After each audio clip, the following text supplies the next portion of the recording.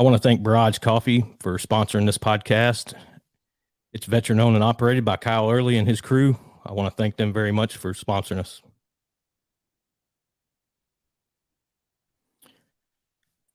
I'm honored and privileged to have my next guest on. I'm blown away, actually. It's been nearly 20 years ago, and next month will mark 20 years, September 11, 2001. We all can kind of recall where we were that day, but my next guest lived what we were watching on TV, and what a tragic day. I want to welcome to the show Tim Brown. Hey, Alan. Man, I remember I was in the military, and it was all unfolding, watching it on a little TV in the motor pool.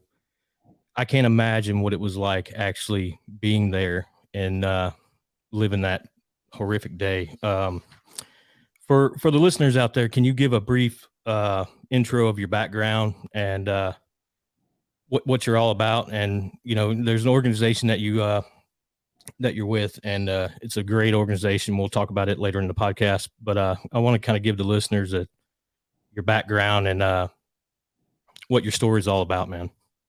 Cool. I grew up in Connecticut. I was not a good kid when I was early teens, and I met a friend of mine, Jay Walsh, told me I could be a junior fireman when I was 15 years old, and my eyes lit up, and I said, "There's such a thing as a junior fireman," and that kind of got me back on the straight path. And ever since then, I've wanted to be I wanted to be a firefighter. And of course, the ultimate place to be a firefighter is New York City. So, I went through that whole process and got appointed to the New York City Fire Department in '84. I went to the South Bronx, Hunts Point, if you're familiar with it. And in the '80s and early '90s, it was not a very nice place. So a real strong dose of reality working there. And I spent most of my career in the Bronx. I went into special operations around 1991, and I worked there till '98, where I went into the mayor's office of emergency management. So I wasn't really a practicing firefighter anymore. I was more wearing a tie and representing Mayor Giuliani at the scene of emergencies and disasters and things like that. So that's where I was on the morning of September 11th, 2001. Our office was 7 World Trade Center, directly across the street from the North Tower, which is 1 World Trade Center. And I was a supervisor in the field operations. There was about 15 of us, and our job was to go to the scene of the emergency and not be the incident commander, but assist the incident commander with things kind of outside of his direct purview. So for the fire chief, I would help him with our utility companies and other things where he needed support. Every morning I went in early and I had tea, because I don't dig coffee. Sorry, Barrage. I had my tea and my Cheerios, and I was sitting there reading the newspaper, because back then we didn't have smartphones or anything. And the power went out in the building, which was very unusual for a modern high-rise building. And 5 seconds later, the power came back on, and I realized we were on backup power. And I realized something pretty big had happened. But I didn't hear or see anything. And the people who were sitting at the window facing the North Tower, all at once stood up and ran toward me screaming. They ran toward the exit, and they were running by me. And I grabbed one young lady by the shoulders, and I had to kind of shake her back to reality. And I said, "What happened?" And she said, "A plane hit the tower." And that was the first time that I realized, that it was game time for us. We drilled and practiced for all kinds of different disasters and emergencies. And, I think everybody kind of thought initially that it was some errant plane. A guy had a heart attack. It was a small, private plane. I don't think very many people thought it was a large passenger jet. So that's what I thought. So I went up to our offices on the 23rd floor. I ensured that our listening post, we call it Watch Command, was doing a full activation, which is they have to make about 150 phone calls. Mike Lee, the supervisor there, gave me the thumbs up, and they were already buried in communications, which was their expertise. So Mike had that under control. I went to our emergency operations center. Mike Berkowitz, the supervisor there, was powering up our Star Wars like EOC. He gave me the thumbs up, and I grabbed my two other radios, my police and fire radio, and I put my third radio, my OEM radio, in my hand, and I went down to my car on VC Street, and I changed out of my dress shirt and tie, and I put on we call it a raid jacket. It said mayor's office on it, and on the back, and heavy leather boots, and they made us wear these stupid green helmets so people would know who we were. Mm-hmm. And we're trained as firefighters to try to look at three sides of a building before you go into the building. And I wanted to do that before I went into the North Tower.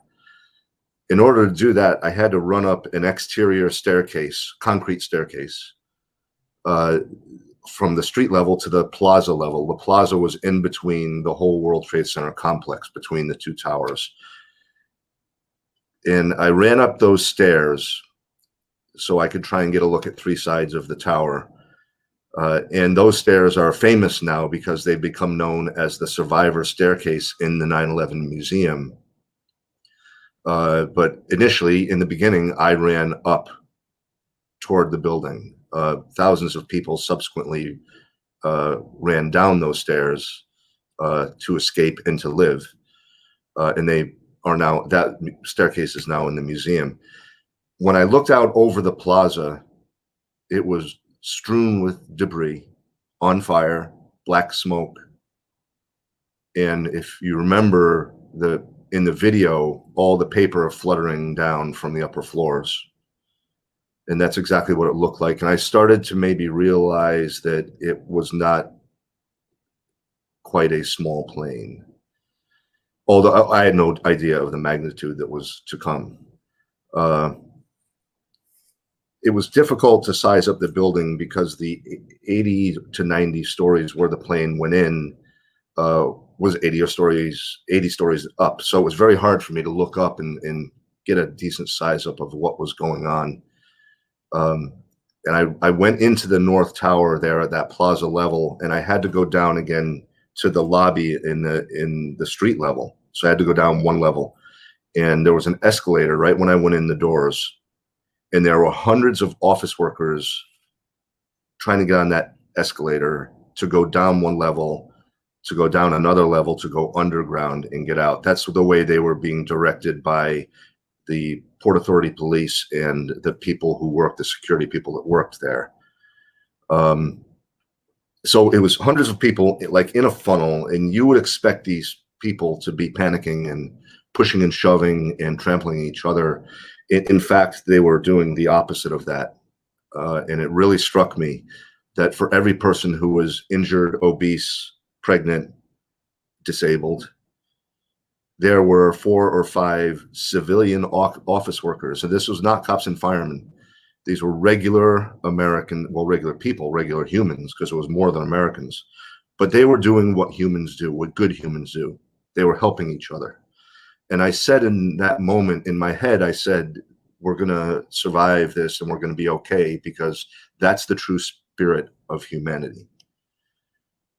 I got into that crowd. I went down the escalator, and as the lobby of the North Tower revealed itself to me, I could see hundreds of firefighters awaiting their orders to go up. And the firefighters were dressed in their turnout gear, so with the yellow reflective stripes on their coats.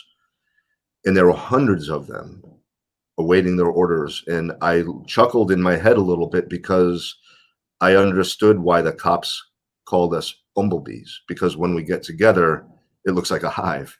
And I actually had in the middle of this disaster, I had a little chuckle because, because the cops teased us. We teased them, they teased us, and it just made me laugh a little bit. And I got to the bottom of that escalator, and right in front of me was a bumblebee standing like right in front of me. And it was my friend Chris Blackwell, firefighter Chris Blackwell from Rescue 3, where I used to work in the Bronx, special operations. And not only did I work with Chris for 7 years, but we worked on the same shift. So we did just about everything together, death-defying stuff, funny stuff, like eating dinner together, sleeping in the bunk room together. He was like a blood brother to me. Chris was also, in his time off, a paramedic in Connecticut where he lived. So all Chris did with his life was help other people. That's amazing. He dedicated his life to other people. And we knew that whenever we had a badly injured patient, whether it was a burn victim or someone trapped in a car, or especially a child, we always tried to put that child in Chris's hands, because we knew that that patient, that child, had the best shot at life in his hands. That was the legend of firefighter Chris Blackwell. And Chris and I came face to face, and we always greeted each other the same way, no matter what. We were the Bronx guys. We didn't shave. We didn't wear the tie. We didn't clean our faces. We were always smudged with smoke and snot and stuff. And our helmets were all burned up from all the fires, and our turnout gear was burned up. And so we were the Bronx guys. Some badasses. Well, a lot of experience, like the Brooklyn guys back then. They Rescue 2 had tremendous experience also. But we weren't the Manhattan guys, right? We weren't, the tie was all the way up and the clean shaven. But Chris and I always greeted each other the same way. We would come face to face, close to each other, and we would stand up and come to attention. He always had the unlit stub of a cigar in his mouth. And he'd reach up, take the cigar out of his mouth, and we'd lean in and kiss on the lips and come back to attention. And he put the cigar back in his mouth. And we did that because we loved each other like blood brothers. But we also did it to freak out all the other firemen, which we thoroughly enjoyed doing. We thought it was pretty funny. But it was a true expression of love between us. And we did that in the lobby of the North Tower pretty early on. And Chris said to me, "Timmy, this is really bad." And I said, "I know, Chris. Be careful. I love you." And he said, "I love you too." And he turned around and he went in the stairwell. And I want to emphasize this. He said it to me, Alan. He said it to me. For Chris Blackwell to say this is really bad is saying something. He knew, and he still turned around and went in that stairwell and went up those stairs to try to save the lives of people he did not know. And that is the oath firefighters, police officers, EMT, paramedics, military, intelligence community, that's the oath we take at the beginning of our careers, right? And eventually we may be called to fulfill that oath. And this was the day for firefighter Chris Blackwell to fulfill his oath. And he faced it with courage and strength and bravery, courage of steel. He did it. He turned around, he went in the stairwell, and he went up. And American hero Chris Blackwell did not come back down those stairs. Mm. He kept climbing up. Knowing Someone yelled, go ahead, Alan, sorry. knowing that's it, man. That's insane. True bravery. Someone yelled my name, and you can actually hear it on the French filmmakers, the Naudet brothers tape. You can hear him yell it, and he yells, "Timmy!" And I turned and I looked across the top of the hive of the bumblebees, and I could see my best friend, Captain Terry Hatton, across the top because he was 6'4". And I could see he was yelling for me to come to him. And I ran to my best friend. Terry was the captain of Rescue 1, the Manhattan Special Operations guy, right? So he's clean shaven. His tie is all buttoned up. He's got his clean turnout gear and his clean helmet. And Terry was the captain of Rescue 1 for a reason. They were grooming him to be the chief of the New York City Fire Department one day because he was that good. Not only was he a fireman for years and years in Rescue 2 in Brooklyn, he had tremendous experience and he was highly respected. He had been awarded many medals, but he was also really smart, and that was really hard to find. And the big chiefs in the New York Fire Department knew that Terry was the future, and they were trying to groom him and mentor him. And they gave him this coveted spot as the captain of Rescue 1 to give him more Manhattan experience. I got to my best friend, Terry, and he put his arms out and he grabbed me and he pulled me into his chest. And, you know, he was 4 or 5 inches taller than me, a big guy. And he had the Halligan in one hand, he had his light in the other hand, and he squeezed me to his chest, and he kissed me right here on the cheek, and he said in my ear, "I love you, brother. I may never see you again." Mm. I said back to him, you know, I kind of laughed it off because we had done so many dangerous things together in our career when we worked together. We had been through horrific fires, things we never should have survived. Fires where our legs are going through the floor and the fire's coming up from underneath and we're getting burned. And we did all that stuff together. We climbed through the rubble of collapsed buildings together.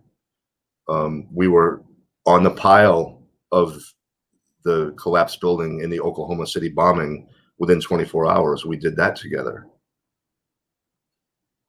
So I was, I guess, accustomed to daring death and always coming back. So I laughed it off, but remember, Terry's the smarter one here. He was always 7, 8 steps ahead in his mind. I love you, brother. I may never see you again. A kiss on the cheek. And then he turned around, he grabbed his men, and he went in the stairwell, and he went up, just like Chris. He said it to me, Alan. He knew it. His men knew it. He's actually on the video footage of the Naudet brothers going into the stairwell, and that's the last image we have of Terry and his men. The fireman comes running into the lobby of the North Tower, and he's yelling, "Another plane hit the South Tower," which is the first I knew of it. We huddled together, the leadership huddled together and decided how we were going to split our forces. And it was decided that myself and Assistant Chief Donald Burns from the fire department would go to the South Tower and open that command post. I got together with Chief Burns. We started running toward the South Tower, and we had a quick conversation. I said, "Chief, what do you need me to do?"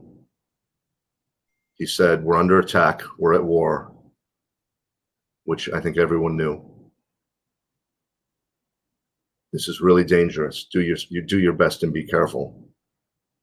And he said, I've ordered a 5th alarm for the South Tower, which is another 350 firefighters. But the first 350 are going to the North Tower. It's going to take a while for our 5th alarm to get here, so we're on our own. And Chief Burns was another like legend in the fire department, maybe possibly the most respected chief in the fire department, because he had 41 years as a New York City firefighter. And he looked like it, right? In the dictionary, Irish fire chief would be his mug as the example, because he had the red rosy cheeks. He had the lines of experience and knowledge forever etched into his face. And he spoke with a thicker kind of borough accent than most of the guys. Timmy, do your best and be careful. Yes, sir, Chief. A woman came running over to us yelling that there were people trapped in the elevator. Chief gave me the nod, go. So Chief went to the command post. I followed this woman, and she took me to the elevator banks in the South Tower lobby. And she took me to one specific elevator. And the hoistway doors were open, so you could see into the shaft. But this elevator car had not come down all the way. So just at the top of the opening, you could see, I don't know, maybe 4 inches or so. You could see into the elevator car. You could see all the people's feet, all the people who were trapped in this car, and they were screaming. And I remember seeing the men's jacket and shirt sleeve as they were trying to pull the car down more to get enough room so they could slide out. There wasn't enough room. But the elevator car was not moving.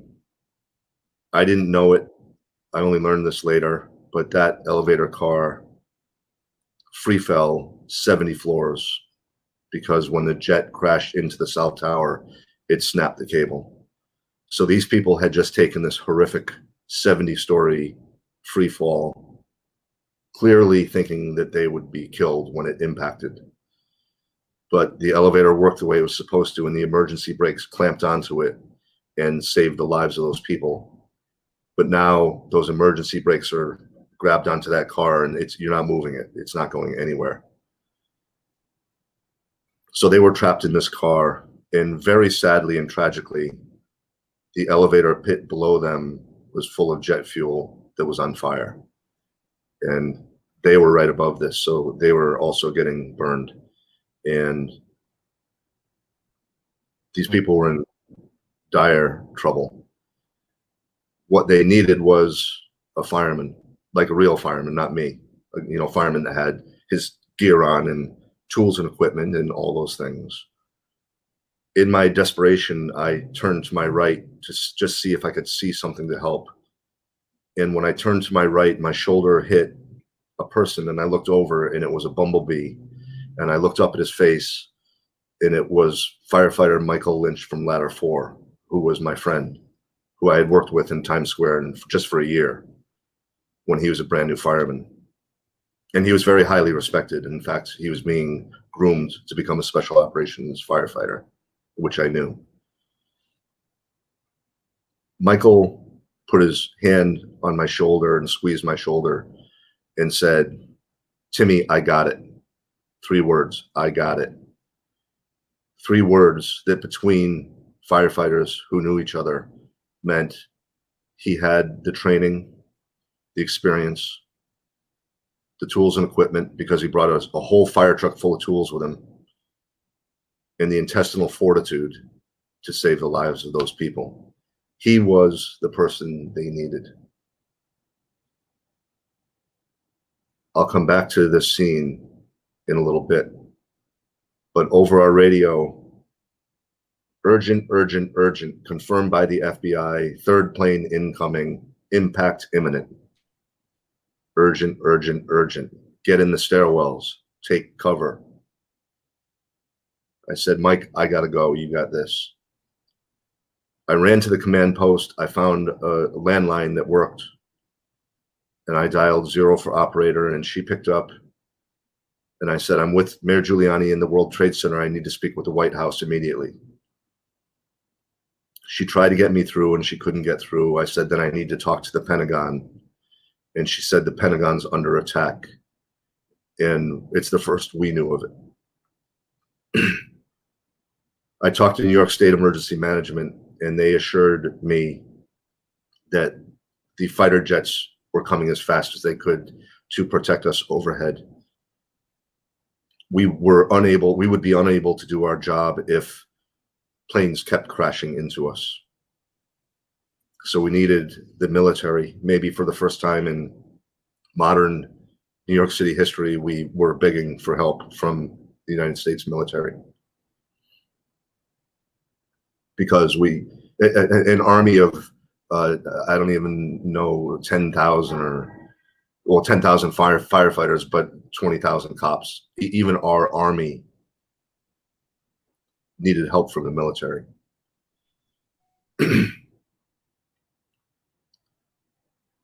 The lobby was filling up with people who were badly injured.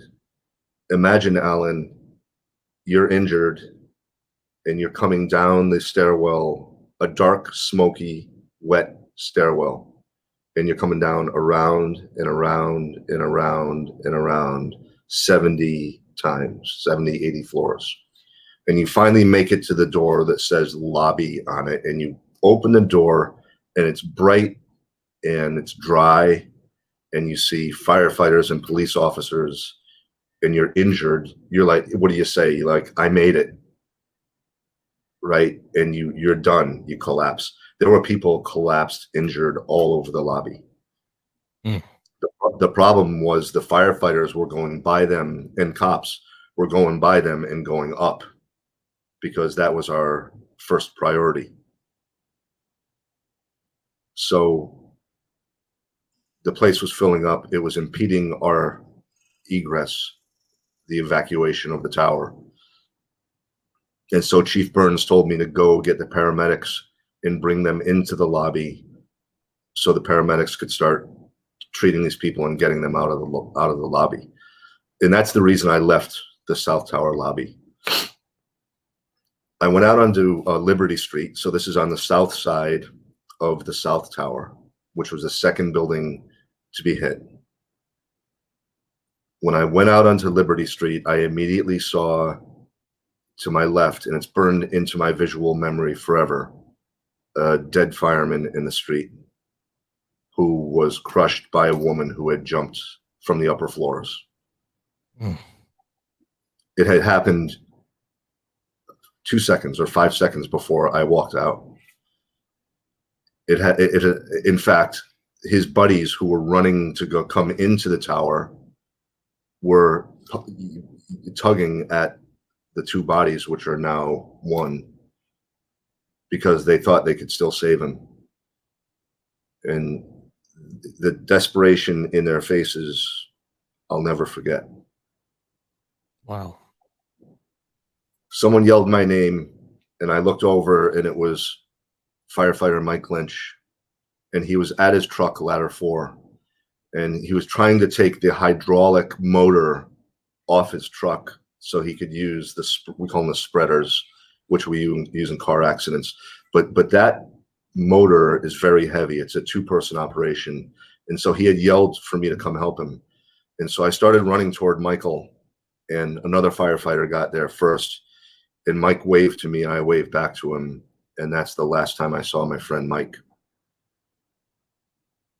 I turned and went to West Street. I found the paramedics. I told them we need to go into the South Tower lobby. They got all their stuff together, piled it on their stretcher. Myself, Captain Charlie Wells from EMS, and 2 other paramedics, so there were 4 of us, went running with the stretcher to go back into the South Tower. In order not to get crushed, we were running right along the south wall of the 3 World Trade Center, which was the Marriott Hotel, which adjoined the South Tower. And in that lobby, the doors we were running by were a restaurant in the lobby of the Marriott called the Tall Ships Restaurant. So we run by these doors, and the South Tower was set back on the sidewalk a bit. So we kind of turned the corner, and we were about 20 or so feet from the door of the South Tower to go back in when it collapsed. So you were under a ledge, so people jumping or debris or no. I mean, everything was coming down. This is before the collapse, right? okay. But bodies were crashing down, parts of the building before the collapse. And we were just running and hoping kind of tempting fate a little bit, but we had a job to do. We had an oath to fulfill, and I'm a faithful man. If he chooses it's my time, then it's my time. But while I'm here on earth, I'm going to do good, and I'm going to do what's commanded in the Bible is to love your neighbor, right, and help your neighbor. And that's all of us. I'm not a braggart guy, but that's just what we do. It's just what we do. So we come around the corner. We're about 20 feet from the door of the South Tower when it begins to collapse. And the first indication was snapping steel, and not small steel, large steel snapping. And that crack was so loud that it reverberated through the canyons of lower Manhattan. And for whatever it was, we all understood as soon as that happened that the building was collapsing. It was just too loud for that not to be what it was. We're trained as firefighters. You can never outrun a building collapse. It happens too fast. You have to get cover overhead. So the first thing that came to my mind was getting back into the adjoining building, the Marriott Hotel. And I yelled to the paramedics, follow me. And we ran over to the hotel and went into the restaurant, the Tall Ships restaurant. And it was as clear as your room is, as clear as could be. And in an instant like that, it went pitch black. And everything that wasn't nailed down was in my face. I hit the ground, now crawling, and the wind picked up tremendously. The noise, I compare it to sitting on the tarmac at JFK, surrounded by 747s with them engines full blast, and you're in the middle of it. I don't know how else to describe how loud it was. The dust was so thick that it was clogging your ears, your nose, your eyes, your mouth. I'm trying to breathe. I'm trying to stick my mouth in my shirt. I'm trying to crawl. I'm trying to live. And I know from our experience that the strongest part of a collapsing building is a vertical column, because we had found people alive in building collapses next to vertical columns because they're the strongest part. And that's what I wanted to do in my mind. And I was just crawling and trying to breathe and trying not to get crushed. And I found a big steel vertical column. I think I was led to it because I think that God didn't want to take me just yet. That's looking back on it. I wrapped my arms around this big column and I held on for dear life. My helmet blew off my head. I have a 110-story building collapsing on a 50-story building, collapsing on me. My legs go up in the air. The air, as the Marriott Hotel collapses, all that air is getting pushed out where I am. I'm trying to hold on to this column. I have no idea how I was able to hold on to the column. The only explanation is that it was not my time. In the end, it was scientifically proven that that wind was 180 miles an hour that was trying to blow me out into the street. I have no idea how I could hold on to a column in a 180 mile an hour wind. But I did, and as fast as it started, it stopped. It was less than 30 seconds, the whole thing. And I was alive, which made me very happy. I'm not afraid of dying, but I didn't want to go now, you know? I wanted to be able to hold my family and tell them I love them one more time. And now I maybe had a chance to do that. I tried to go back out. I was crawling and I tried to go back out onto Liberty Street, but now the building was collapsed. So doors weren't doors, walls weren't walls. It was just piles and piles of steel. And I remember running into a truck with the motor running. And I don't know why, but we didn't know what was coming at us, and we were under attack. So all I could think of was truck bomb. And so I turned around and go the other way, back deeper into the Marriott, and I came to a roll-down gate, a metal roll-down gate that separated the restaurant from the lobby of the hotel when the restaurant was closed. And in the collapse, it had come down. So I reached under to lift the gate up. And when I lifted it up a couple of inches, all these fingers came from the other side. And together we lifted the gate up. And there were about a dozen people on the other side of this gate, firefighters and civilians, who they were rescuing when the collapse occurred. Okay. And the collapse had gone through right behind them. So they were like on a ledge between the steel roll down gate and the collapse, which was right behind them, which was 7 stories down. And I wanted to keep going that way. And they said, there is no that way. It's gone. It was a major collapse. And so we turned around and we went the other way. And we kind of formed the chain and we went through the rubble, and it's beautiful, clear. The pilots call it severe, clear day as it was. No humidity, no pollution, it just clear as a bell. But where we were on this beautiful blue sky morning was pitch black under the thick dust and smoke. And through that dust and smoke, we saw a firefighter coming toward us with a big, bright flashlight. And he was yelling to us, come this way, come this way. So we went that way, and we were able to get out of this rubble and live. All I could think of then was to get to the Hudson River and jump in and swim to New Jersey, which is something I don't recommend anyone ever do.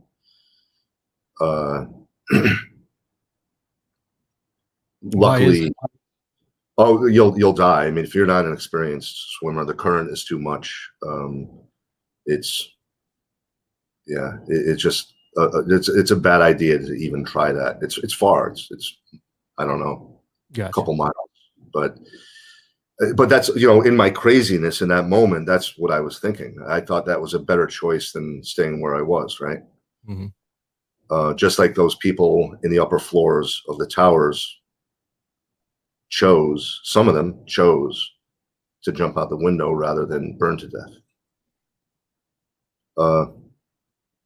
So I wind up running north, and the second collapse occurs, and I didn't get really hit with too much debris, but that cloud of small debris and dust went over me, and I knew that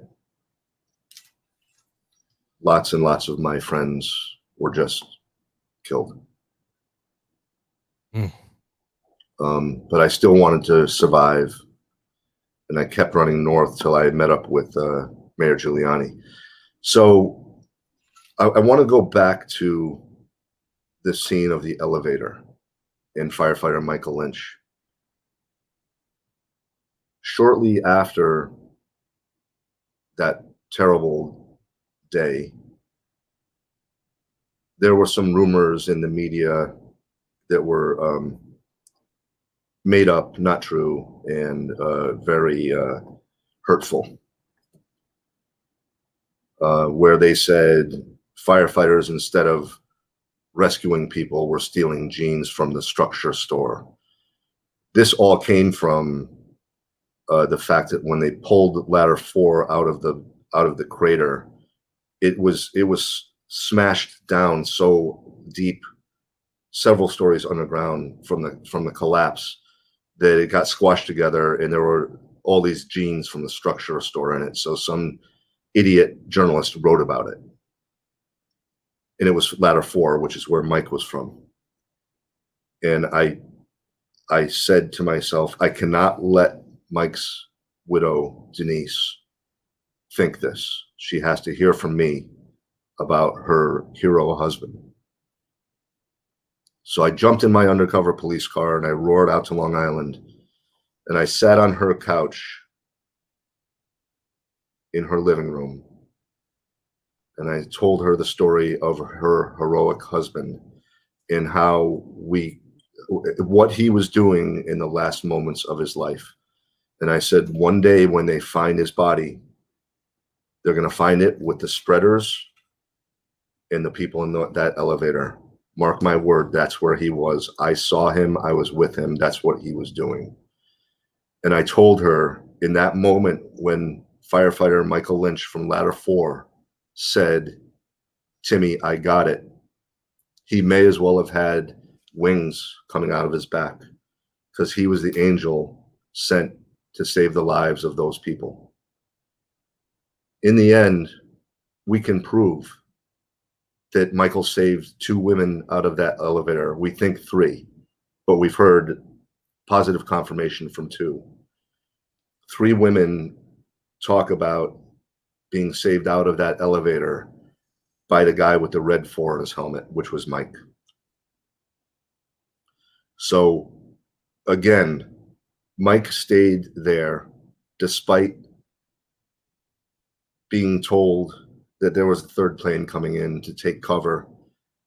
Mike stayed there with those poor people until his very last breath, and he was getting them out. And then he's killed. Mm. I want to just do some numbers quick. On September 11, 2001, 2,977 innocent human beings were murdered by radical Islamic terrorists. All true, factually true. I did not say 2,977 Americans, because they weren't all Americans. In fact, one of the beautiful things about America, and one of the beautiful things about New York especially, is that we're a melting pot. It was 2,977 people from 90 countries. So these terrorists attacked the world. They attacked humanity itself. They attacked good humans, innocent humans. Go back to the escalator scene where the people are helping each other. Those are people from 90 countries who helped each other, right?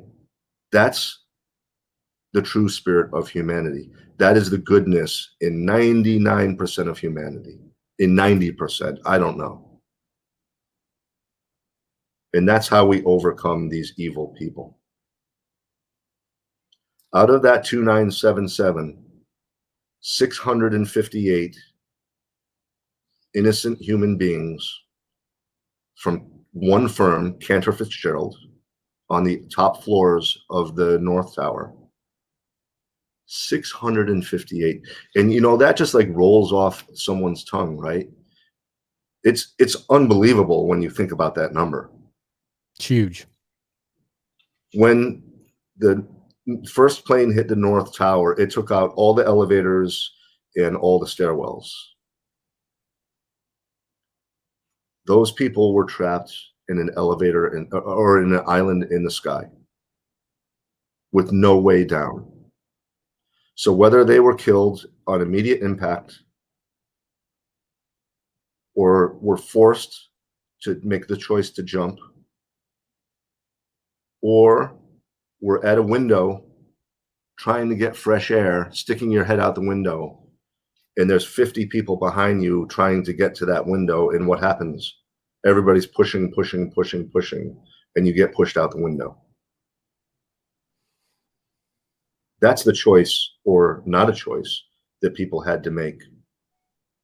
There are also recordings from the 911 system of people laying on the floor as the smoke gets thicker and hotter, and the floor gets hotter.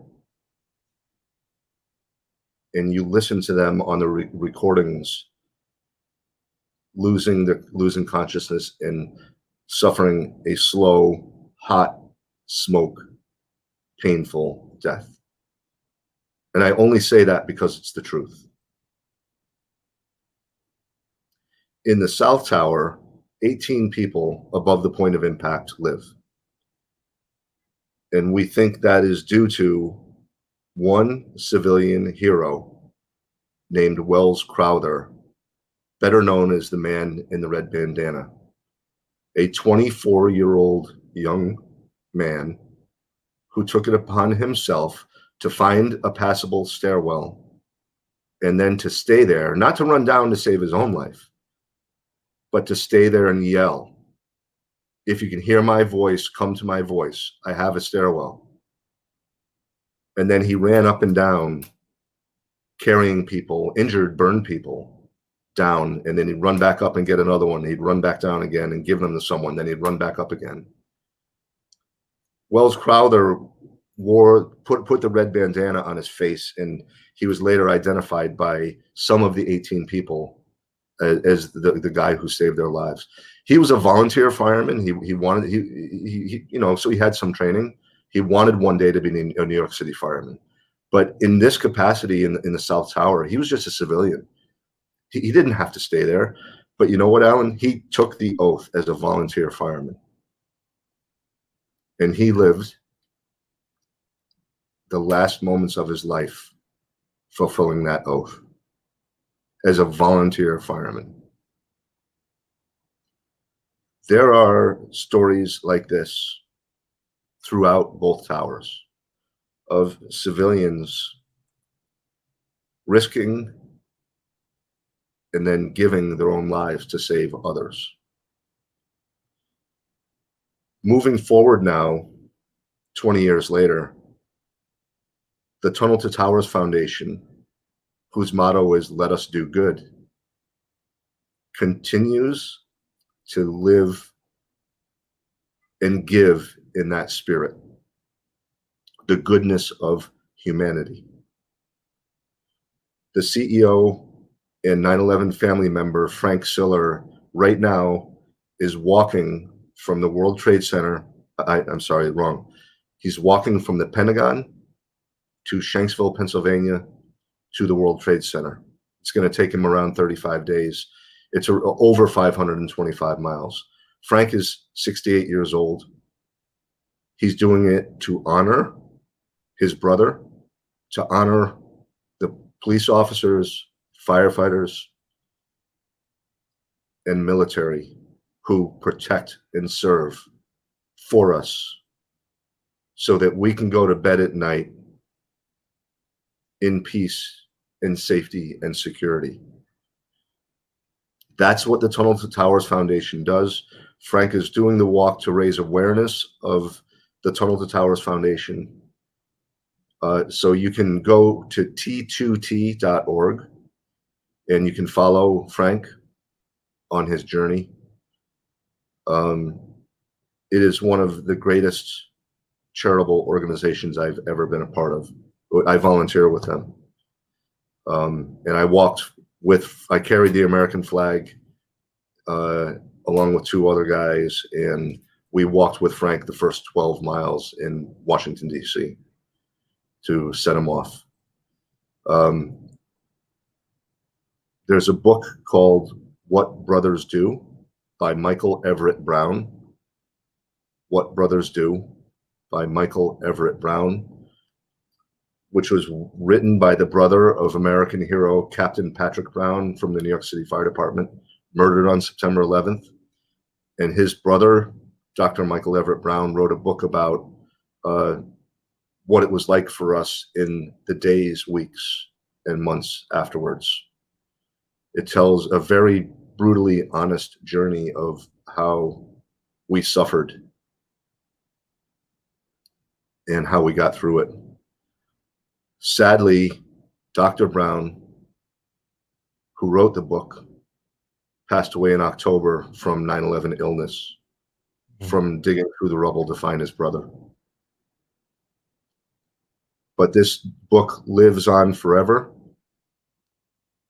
Doc Brown's wish in his will, and to me personally, was that this book, all the proceeds from this book, go to the Tunnel to Towers Foundation.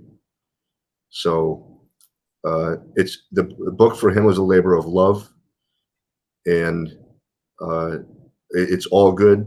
All proceeds go to a great, great charity, the Tunnel to Towers Foundation. So that's it. I will answer questions. We can have a chat. Yeah, in the description, I'll put them in there, and that way people can click the link. They can go to the Tunnels to Tower, which I have. It's amazing. I've actually talked to a marketing guy from there. It is one of the best organizations I have personally on the website seen and talked to this guy about. I was actually trying to get involved with it as well. I'll also post a link to the book. Can you get it on Amazon? Yeah, I think Amazon sends. Yes, you can get it on Amazon, and you can get it on the Tunnel to Towers website. I got a couple questions, man. And I know we ain't got a lot of time, but one thing, like you said, you didn't know about the planes. Were those buildings pretty soundproof that you couldn't even hear the explosion? You know, when the planes impacted, because it seemed like, or was there just so much chaos going on that you couldn't even really hear it? I think it's the latter. I think if you were paying attention more, you probably would have heard at least some of it. But you know, I think it's 18-acre site too, so it's you know, the buildings look like they're next to each other, but they're kind of far apart. So you know, we were in the lobby. It was very loud where we were. Radios, people yelling, you know, so just absolute chaos. And so, you know, I mean, you know, maybe some of the other chiefs and things in the lobby heard it, but I didn't hear it, you know. It's crazy. Yeah, I remember watching it on, like I said, on that little little portable TV, and I couldn't comprehend it. I was not even 21 years old yet. I was 20, and I'm in the military, and I'm like, oh, here we go, you know, because nobody knew it was a terrorist attack at that point, obviously, you know. And then the second one, and then you hear about the Pentagon. It's like, yep, we're doing this. Yeah. Another thing is in them towers. I personally have never been in them, and people that haven't. When you talk about the staircase, are they wide staircases? Or are they pretty narrow? Unfortunately back then they were narrower. There was only room for one group to go down the stairs and the firefighters and police officers to come up the stairs. So it was single file up and down, and that's one of the changes that's occurred in New York City. Is the staircases have to be more fire and smoke proof and wider. In fact, in the new buildings downtown in the World Trade Center complex, they actually built into the new buildings a firefighter only stairwell, so that we can go up with all our equipment. Yeah. I got a buddy. He's from New York. His name's Marty. He watches every episode I have on, and I always give him a shout out. But he had a firefighter friend that he worked out in the gym. He was 24 years old. His name was Mike Kiefer. He wanted me to ask if you knew him. Yeah, I mean, I didn't know him back then, but I know of his family now, Okay. and I certainly know his name. His family's participated in a lot of the same stuff I've been doing. So yeah, I know who he is. Okay. Another thing I wanted to ask you, how are you holding up? I know it's coming up on the 20-year anniversary. I know on that day, it's probably a world of emotions that go through you. How are you holding up today? And, you know, I don't care what you do in life. If you experience a traumatic event, it's going to give you PTSD. I have it myself from my combat tour. And how are you holding up? Because that was the worst thing that you could go through, honestly. Yeah, I mean, I did therapy for years afterwards, and it was very effective for me. It taught me how to compartmentalize grief and things like that. I found that it's just my thing. Andrea Bocelli's voice brings me peace, so I can disappear into his music and listen to his voice, and it helps me very much. But I draw my strength from God, and as long as I am here, it's very clear to me what my mission is. I have tremendous purpose. I'm not lost at all. I have goals. I have purpose. I have his strength. And, you know, after the 20th anniversary, a lot of this is going to go away. And I'm sure that there's going to be some emptiness for us, for the families and all that. But, you know, I'm still on a mission. And I just think I'll have that for the rest of my life. We said on every car, every firefighter's car in New York was the bumper sticker, never forget, right? And I live that mantra, never forget. I will always speak of the heroes of that day, my friends, and how they fulfilled the oath they took as young firefighters, police officers, EMT paramedics, the young military in the global war on terror, right? Over 7,000. You know, Alan, they, over 7,000 of them went to war because of me, because of us. Voluntarily. They didn't know who I was, but they stepped up and they took that oath to serve justice for me. They lost limbs. They committed suicide. They have bad PTS because they went to do that for me and for my community. That's why Tunnel to Towers is so important for us, for our community, because you guys went and did that for us.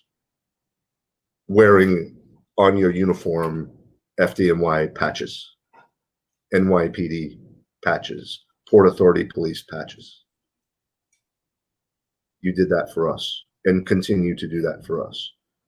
So the best thing we can do is what the Tunnel to Towers Foundation is doing, is to try and give back to those who survived but are struggling by paying off mortgages, building smart homes. There's no end to the need. The list of catastrophically injured military is 1,000 long. And we owe it to every one of them to take care of them. Take care of the Gold Star families, take care of the line of duty deaths families from police and fire. It's our responsibility. So that's what drives me. That's what overwhelms and overcomes my PTS, I guess. Got you. No, it's amazing. I got one last thing for you, and it's a picture. Yep. It says 1,000 things for me, and I just want to know what this picture means to you. Because it about brings tears to my eyes looking at it, and I'll be honest with you. That photo was taken years ago. You can see I actually don't have much gray hair there. But it's after the memorial first opened.